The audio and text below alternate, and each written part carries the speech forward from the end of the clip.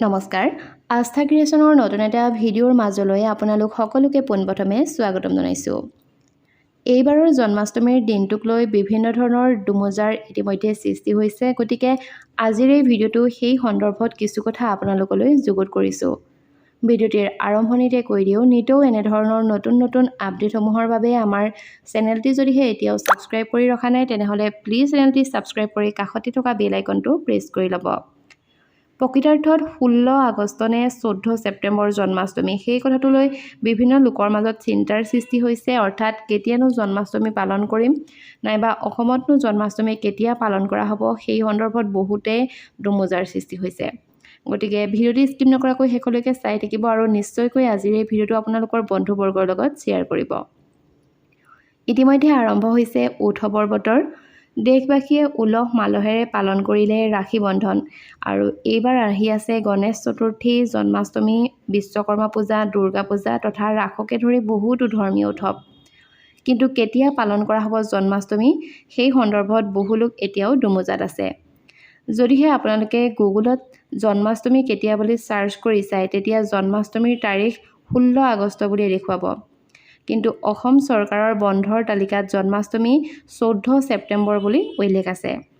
এতিয়া হয়তো বহুতৰে মনত প্ৰশ্ন হৈছে যে প্ৰকৃতাৰ্থত জন্মাষ্টমী কেতিয়া পালন কৰা হ'ব। 16 আগষ্ট শনিবাৰে মথুৰা, বৃন্দাবনকে ধৰি সমগ্ৰ ব্ৰজতে শ্ৰীকৃষ্ণৰ জন্মাষ্টমী উৎসৱ অত্যন্ত আনন্দৰে পালন কৰা হ'ব আৰু বহুতে হয়তো 16 আগষ্টৰ দিনটোতে জন্মাষ্টমী পালন কৰিব। কিন্তু অসমত ভাদ মাহৰ কৃষ্ণপক্ষৰ অষ্টমী তিথিতহে জন্মাষ্টমী পালন কৰাৰ নিয়ম আছে। কিন্তু 16 আগষ্ট শাওণ মাহৰ 30 তাৰিখ, অৰ্থাৎ সাধাৰণতে শাওণ মাহত অসমত জন্মাষ্টমী পালন কৰাৰ কোনো ধৰণৰ নিয়ম নাই। সেয়েহে এইবাৰো 16 আগষ্টত অসমত পালন কৰা নহয় জন্মাষ্টমী তথা কালচক্ৰ পূৰ্ণাংগ পঞ্জিকা অনুসৰি 14 ছেপ্টেম্বৰ অৰ্থাৎ 28 ভাদত পালন কৰা হ'ব মহাপুৰুষ শ্ৰীকৃষ্ণৰ জন্মাষ্টমী।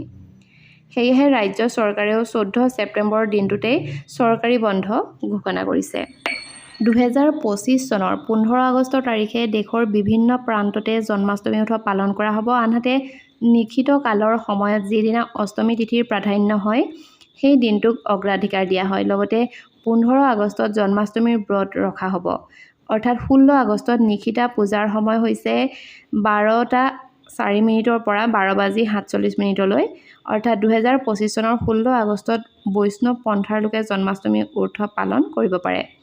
বৈষ্ণৱ সম্প্ৰদায়ত বিশ্বাসী লোকসকলে অষ্টমী তিথি আৰু ৰোহিণী নক্ষত্ৰক অগ্ৰাধিকাৰ দিয়ে আৰু তেওঁলোকে কেতিয়াও সপ্তমী তিথিত জন্মাষ্টমী পালন নকৰে। যিসকলে 16 আগষ্টত ব্ৰত ৰাখিব তেওঁলোকৰ বাবে নিশিতা পূজাৰ সময় হ'ব 17 আগষ্ট দেওবাৰে নিশা 12:04 পৰা 12:47। গতিকে ইমানখিনিয়ে আছিল আজি জন্মাষ্টমীৰ বিষয়ে কিছু কথা। আশা কৰিছোঁ আপোনালোকৰ মনত যিটো ক্ষুদনি আছে সেইটো নিশ্চয়কৈ মৰিব।